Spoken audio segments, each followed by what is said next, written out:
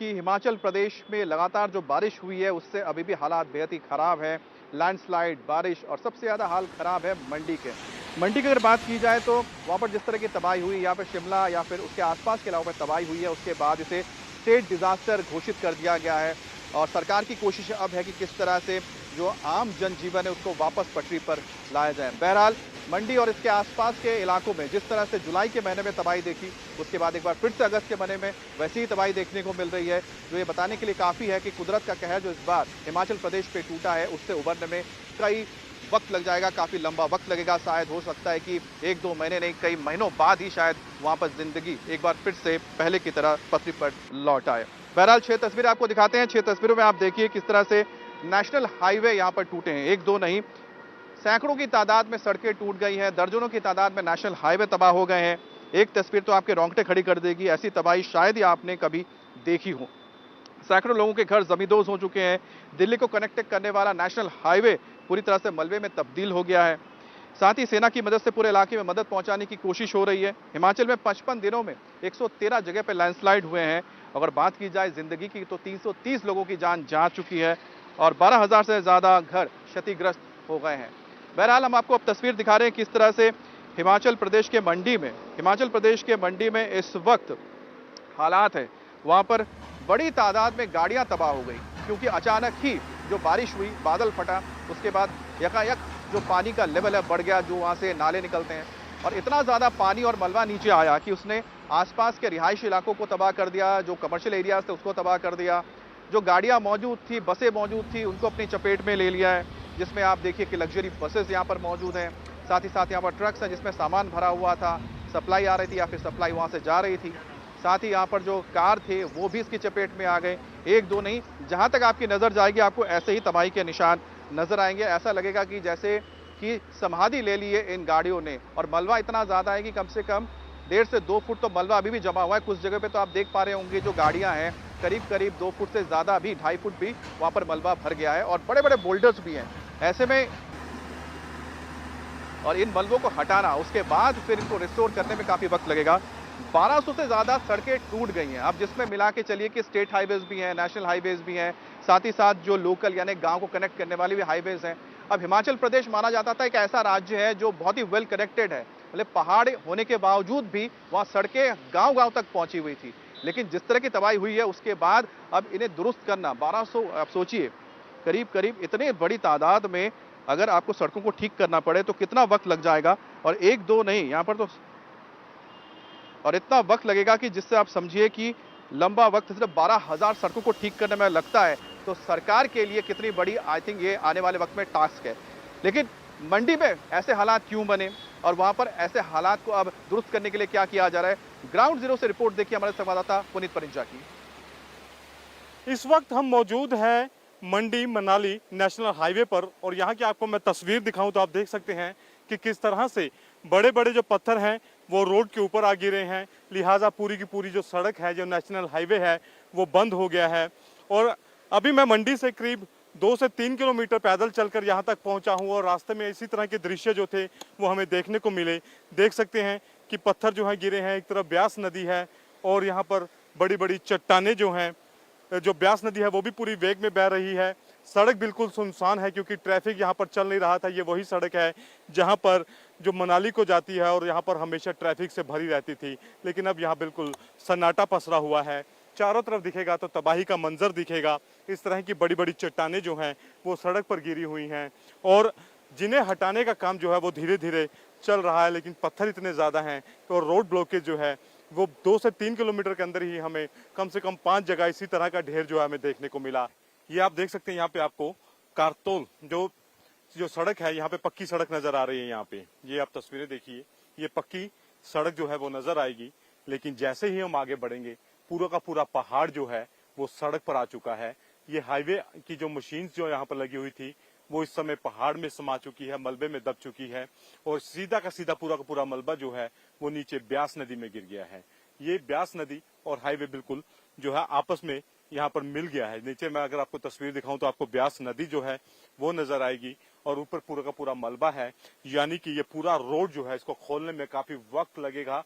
ये देखिए तस्वीर कितनी खतरनाक है। ऊपर बड़ी बड़ी चट्टानें जो हैं वो पूरा का पूरा पहाड़ जो है वो दरक कर इस हाईवे के ऊपर आ गिरा है। ये तस्वीर है इस वक्त कुल्लू मनाली नेशनल हाईवे की, जो हमारे दर्शक इंडिया टीवी को देख रहे हैं। ये देख सकते हैं कि किस तरह की तस्वीरें जो लगातार यहाँ पर अनाउंसमेंट पुलिसकर्मी कर रहे थे कि आगे रास्ता बंद है, इसको खुलने में वक्त लगेगा। तो जाहिर तौर पर इंडिया टीवी आपको ये तस्वीर दिखा रहा है, यहाँ पर पूरा का पूरा पहाड़ ही सड़क पर आ गिरा है, जिसके चलते इस रास्ते को खोलने में काफी वक्त लगेगा। और जो लोग मनाली जाना चाहते हैं उनसे अभी यही गुजारिश है कि अपने घर में रहें, संभल कर रहें, क्योंकि ये रास्ता बेहद खतरनाक है। यहाँ पर लगातार लैंडस्लाइडिंग हो रही है। तो आपने देखी कि किस तरह से रास्ते बेहद खतरनाक हैं, क्योंकि रास्ते तो है ही नहीं, सड़कें तबाह हो चुकी हैं। एक दो नहीं 12,000 सड़कों को डैमेज किया है इस लैंडस्लाइड, बारिश और बाढ़ ने। बहरहाल आपको जरा मनाली के 7 माइल का जो हम जिक्र कर रहे हैं उसके एक एरियल व्यू दिखाते हैं, यानी कि ऊपर से ड्रोन से ली गई तस्वीर दिखाते हैं।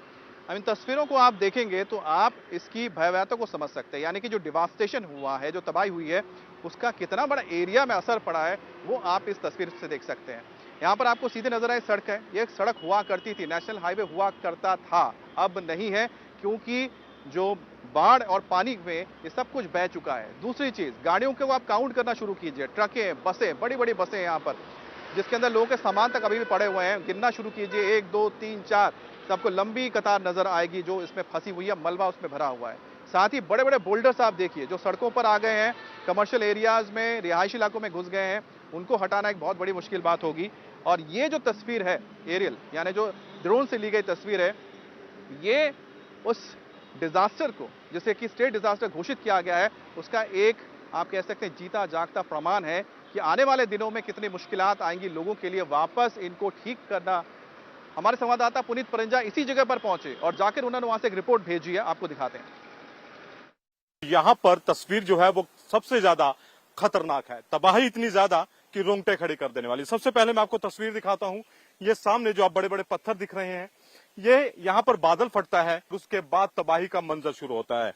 कहते हैं यहाँ पर एक ट्रक खड़ा था, सबसे पहले वो ट्रक बहता है और वो सीधा ट्रक जो है वो नीचे खाई में चला जाता है, और उसके बाद ये रास्ता पूरी तरह से ये ब्लॉक हो जाता है। ये मंडी मनाली नेशनल हाईवे है। उसके बाद आप ये स्कॉर्पियो की हालत देख सकते हैं, स्कॉर्पियो जो एकदम से मलबे नीचे दबी हुई है। एक एक करके आपको मैं तस्वीरें यहाँ पर दिखाना शुरू करूं तो ये आप देख सकते हैं, ये कैंटर की हालत क्या है, ये पूरी तरह से मलबे के अंदर दब चुका है।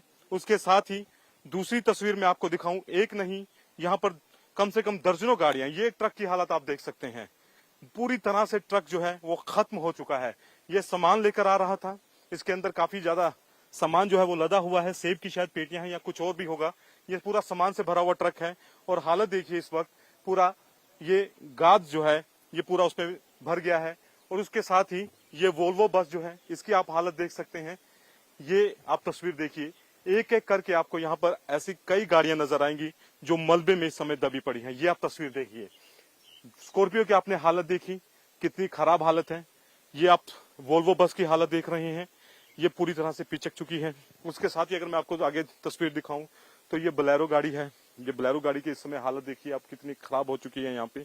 उसके साथ एक और बस नजर आएगी।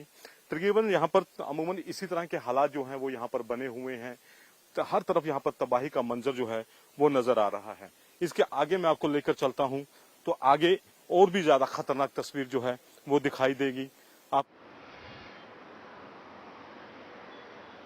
तो आपने मंडी की तस्वीर देखी, 7 माइल का आपने इलाका देखा किस तरह से तबाह हुआ है। अब आपको ले चलते हैं मंडी से राजधानी शिमला की ओर। शिमला में भी तबाही हुई है, किसी ने सोचा नहीं था शायद कि शिमला के आसपास इस कदर तबाही मचेगी। और सबसे ज्यादा जो दुखद खबर आई वो आई समर हिल इलाके से, जहां पर मंदिर में मौजूद कई लोग चपेट में आ गए लैंडस्लाइड के। अब तक 6 दिन से ज्यादा का वक्त गुजर चुका है, 16 शव बाहर निकाले जा चुके हैं, 4 अभी भी लापता लोग बताए जा रहे हैं। अभी भी वहां पर रेस्क्यू ऑपरेशन जारी है। हमारे संवाददाता पवन नारा मौके पर पहुंचे, उन्होंने ग्राउंड रिपोर्ट भेजी, आपको दिखाते हैं। शिमला के शिव मंदिर पर हुए हादसे के 6ठे दिन भी आज रेस्क्यू ऑपरेशन जारी है। 20 लोग यहां लापता थे, 16 शव बरामद हो चुके हैं और 4 जीवन की तलाश है। चूंकि अब इस दुर्घटना को 125 घंटे से ज्यादा का वक्त हो गया है, ऐसे में जीवन बचने की संभावना ना के बराबर है। और अगर आप देखेंगे तो एसडीआरएफ, एनडीआरएफ और इंडियन आर्मी के जवान खुदाल और हाथ से मलबे को धीरे धीरे हटा रहे हैं, शवों की तलाश कर रहे हैं और कल यहां 2 शव बरामद हुए, जिससे बरामद शवों की संख्या 16 पहुंच गई।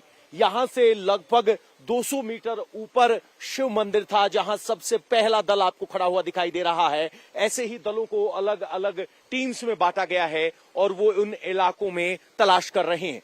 सारा मलबा नीचे बहते हुए आया, पानी का वेग इतना ज्यादा था कि मंदिर का शिखर भी अब यहां पहुंच गया है। ये ऊपर था जिसको खिसका कर नीचे किया गया है और पेड़ की चौड़ाई से आप अंदाजा लगा सकते हैं कि पानी का वेग कितना ज्यादा था कि 5 फीट तने वाला पेड़ भी यहां तिनके की तरह बहता हुआ नजर आया। और ये मलबा नीचे की तरफ लगभग 2.5 किलोमीटर तक गया है, यानी सर्च का एरिया बहुत ज्यादा है। और इसी 2.5 किलोमीटर के सर्च के एरिया में अब 4 बाकी बचे शव जो लापता हैं उनकी तलाश की जा रही है। अगर आप देखेंगे तो खुदाल के साथ कस्सी के साथ मलबे को धीरे धीरे हटाया जा रहा है। अगर कोई शव उसमें मिलता है तो बड़े बड़े पेड़ इस बात की गवाही दे रहे हैं कि पानी का वेग, मलबे का वेग इतना ज्यादा था कि सब तिनका तिनका कर कर बहता हुआ नीचे 2.5 किलोमीटर तक चला गया। और ये रेस्क्यू ऑपरेशन